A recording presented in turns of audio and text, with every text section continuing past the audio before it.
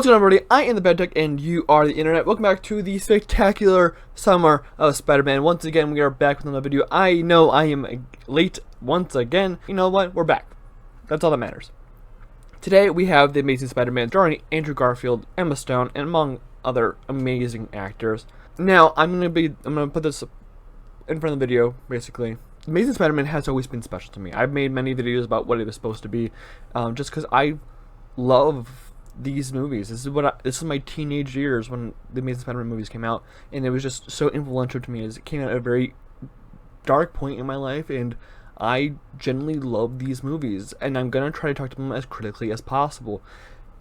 But like I said, it might come there might be a lot of bias here just because of what happened to me during these movies and what I experienced during these times, and what I experienced while watching these movies was very much a saving grace. I just want to put that ahead of time.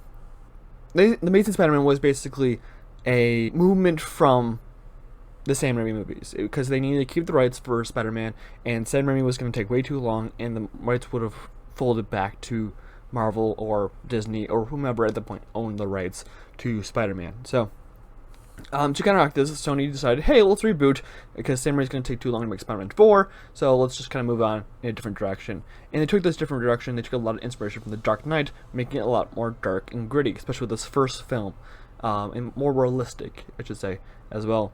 And I don't not like this viewpoint. I think Spider-Man has a dark and very much gritty background to him. He has this long history of just really dark moments, and Sam Raimi didn't really shy away from it, but also didn't really delve deep. He was very much in the early 60s, 70s, and 80s of comics, which really didn't have much. I think Gwen Stacy died in 85, but other than that, I don't think he really delved deep into like the dark history in the 90s and like the 2000s. There was no meshing of that. So I think that overall, this viewpoint, this movement in a different direction, was very much a positive thing for the franchise. Now, did they do it right?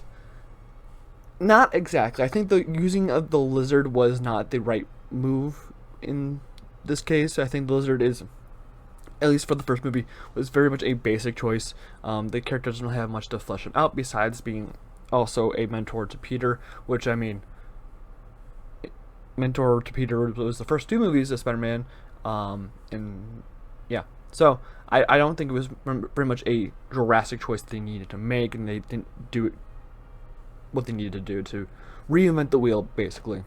I think a different choice would have been Electro, like they did in the second movie, or just someone different, someone has a nice change of pace from those previous characters. Would have been a very much welcomed change of pace. And I think that the lizard was way too much like the first two movies that were much loved by fans. So I don't think, but going throughout the film, I don't think that the lizard was a horrible antagonist. I think that he does well enough, but he, again, like I said, he is pretty basic. He has the basic motive of I'm like this, so everyone should be like me. So it's kind of have that viewpoint, and then overall, he's just the relationship to Peter is very much a simple one, and we've seen it before. And I don't think that's what we really needed to reinvent the wheel here, because that's what Spider-Man, the Amazing Spider-Man, was supposed to do. It was supposed to reinvent the wheel, because Spider-Man 1 and 2 were amazing. 3 and 3 was, in my opinion, okay. So they had to reinvent the wheel to make this stand out, and I don't think they did that. That being said, I think Andrew Garfield is an amazing Spider-Man. No pun intended, actually. I think he's much better than Tobey.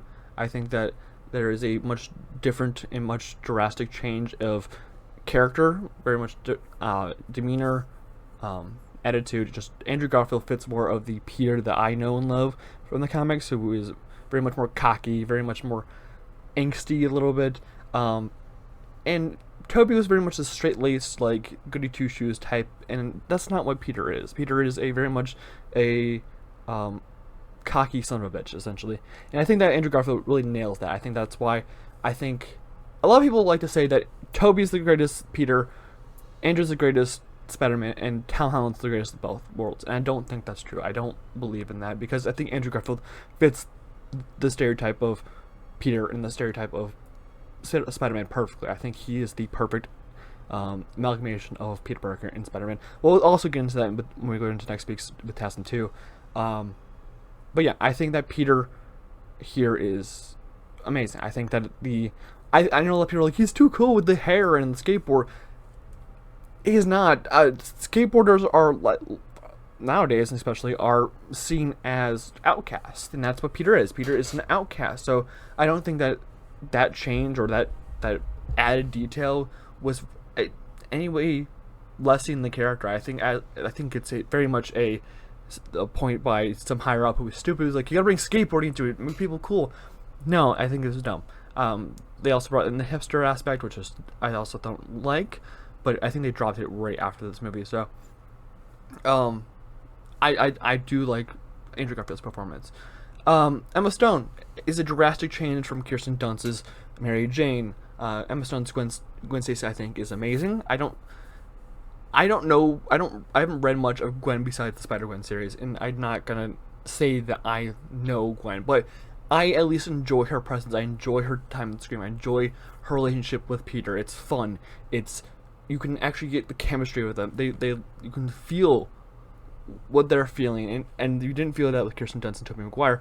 Andrew Garfield and Emma Stone nailed that perfectly. I think they are the perfect on-screen couple in the Spider-Man movies. I think that if you're gonna go anywhere from it, I don't think you can outdo that unless, for some reason Tom Holland and Zendaya, blow it out of the water in the next few movies, which they could definitely do. But the on-screen chemistry is off the charts. It is a very much welcome change from the Kirsten Dunst, Tobey Maguire movies, because those movies were not very good with their chemistry. It was very much a very hair ripping out moment, but TASM very much remedied that, and I think that's the best part of these movies is the romance and the chemistry between Emma Stone and Andrew Garfield really do nail it, and I think that's a point that we really don't really talk about, and we really need to talk about when it comes to these movies. The story overall, again, like I said, is pretty basic. When it comes to Spider-Man, it's the mentor turned evil for whatever reason, this one being a disability, and him wanting to fix that through lizard DNA, making him the lizard. We all know who Dr. Kurt Connors is. His performance, I don't remember his actor's name, is okay. I don't think it's amazing, but it's alright. I don't think it's amazing. I think it's okay. I think it delivers the bare minimum. I don't think he really cared for the character. I can see why. Dr. Kurt Connors is, again, it's a very basic character, especially in these Spider-Man movies, but it's paychecks for him, so I don't blame him. But yeah, very much a weak villain. I think he's the weakest villain that we've gotten, besides maybe Venom, in Spider-Man 3, throughout the films so far that we've gone through. The story, again, is pretty basic, and that's okay. When the main focus of your story is not a plot-driven story, and it's more of a character-driven through Peter and Gwen and her dad. The relationship between the three of them is amazing. You can play with that, and you can have a basic story and still have a very, very good movie. And the relationship between Peter and Gwen's dad, Captain Stacy, and Gwen and her dad, and Gwen's relationship with Spider-Man, not just Peter, is fleshed out and very much a sticking point and very much a positive thing that this movie does, and I love it. I enjoy the relationship and the relationships that are growing through this, besides the relationship with Dr. Kurt Connors and Peter. I think it's very much ham-fisted, and they could have just made him one of the high school professors. I think would have been fine, or make Peter in college. Does it really matter? But yeah, I enjoy the relationships that are built in this movie, and I think that's and I have to give high praise to that because it's a character-driven story versus a plot-driven story. The costume direction here is okay. I'm weird when it comes to this costume. I really do like it. But I also don't like it. The texture from far away looks okay. It looks fine. It looks like a Spider-Man suit. I do like the design on it. I like the gloves are very much, they have this weird webbing thing, and the arms are very much more it looks like it's just, I don't know how to explain it. It's the arms are nice. The design of the suit is okay. The texture of it looks awful when you get up close. It looks like a basketball, like a lot of people say. And it looks like when you get into it, it just kind of sticks to you, which works for Peter, I guess, but it just doesn't look great. The sunglasses in the eyes, making a dark eye versus a white eye, isn't the right choice. It very much doesn't look good, especially when it comes to like the bright lights with like the dark atmosphere. With like the helicopter, there's a nice shot with just the helicopter's light in his eye. But it doesn't look good because the white lens is the way to go with Spider-Man. It makes this a nice reflection and a nice look when it comes to things. But they didn't do that. It's just the sunglass looked, and it doesn't look good. But overall, I think the suit design is fine. I think it's really good. I don't have many pointers on it besides the eyes, but we'll get into one of the better costumes next episode, which I'm very excited to talk about, that costume.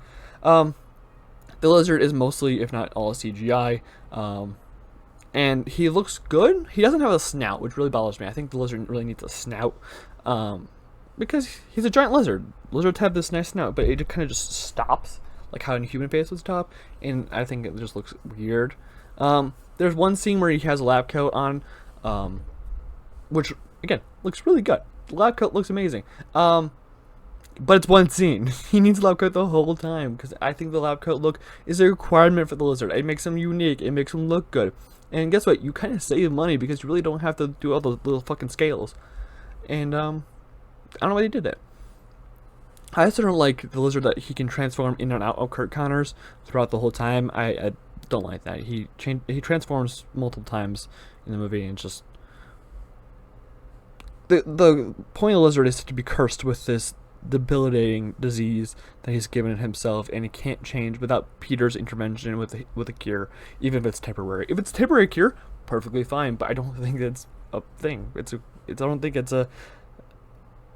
I think it was the worst choice to make him transform back. Gwen is kind of straight out of the comics. She's got this great look. I believe at one point she's got the white coat with the green top and the purple skirt, and it looks amazing. I think that they did an excellent job with the costume design, with the basic characters. Flash Thompson looks good.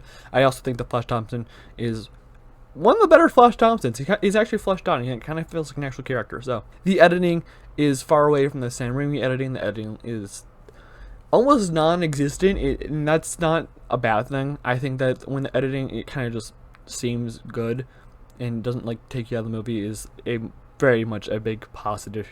But overall, I don't think it doesn't blow me away. There's no like these establishing shots where it like meshes into the thing. There's no like amazing thing of that. There is a weird cut where Peter's looking at his computer and he opens a Oscorp picture, and it just brings us into the next scene. It has that Sam Raimi thing, but other than that, editing, it's fine. I don't think it's that bad. The cinematography is a lot more darker. It takes that Spider-Man 3 look where I said that the colors popped and it made the shadows darker.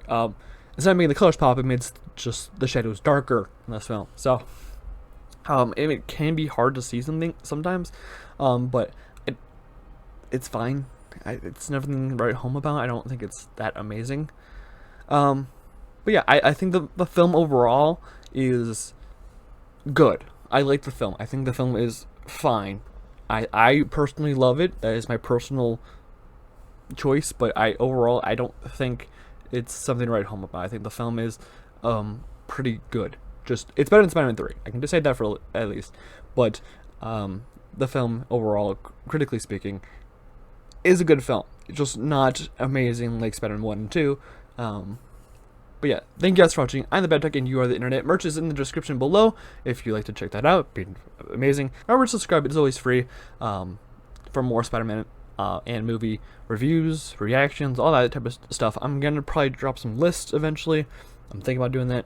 But yeah, thank you guys for watching. I'm the Bad Tech, and you are the internet. Have a wonderful night, and I'll see you guys in the next video.